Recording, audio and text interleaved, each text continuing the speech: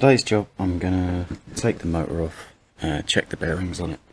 I'm gonna clean the back part of the lathe here and make up a plate. I don't know if you can see down here, the motor is mounted on a load of washers, so I'm pretty sure I can put in a plate with a cutout for the head here, just to strengthen everything up just that little bit more, make sure it's all rock solid. And yeah, there's some weird stuff happening with the motor and its capacitors and starters and stuff. The other thing I want to do is potentially make up a better guard for here so that I'm not getting any swarf inside of the motor. I'm a little bit worried about that at the moment.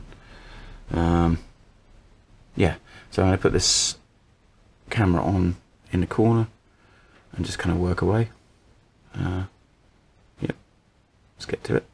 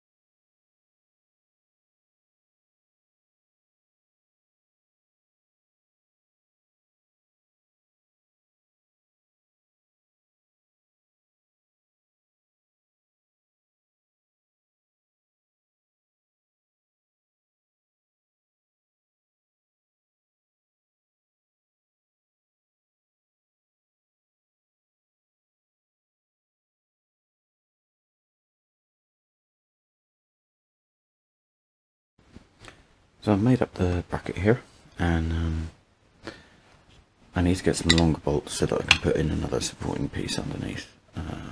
And I haven't put in any motor holes just yet because I've taken the motor off,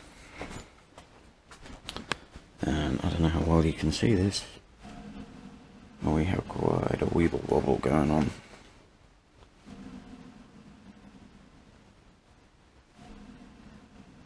I don't know if you can hear the noise as well. It sounds like the bearings are a bit problematic. So I'm going to take this pulley off, get an indicator on it and find if I can see whether it's the shaft itself or whether it's this pulley that's bent, and then take a look at the bearings. I suspect I might need a new motor, and if that's the case, I'm not sure that the feet which are attached to this one are going to fit, so I might need to drill and tap that plate.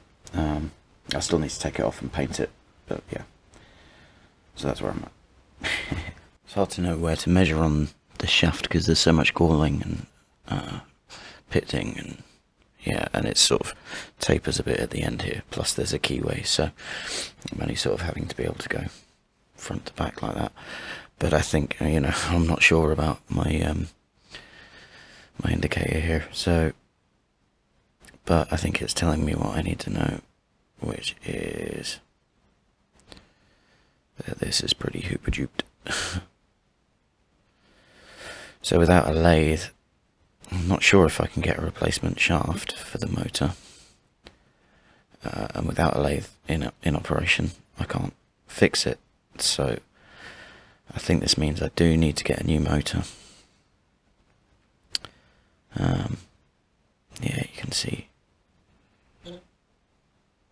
just how much that's out.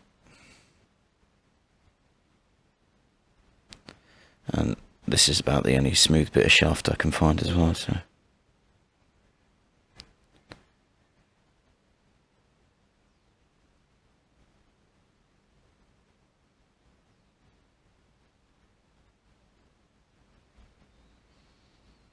Yeah, big high spot. Right about there.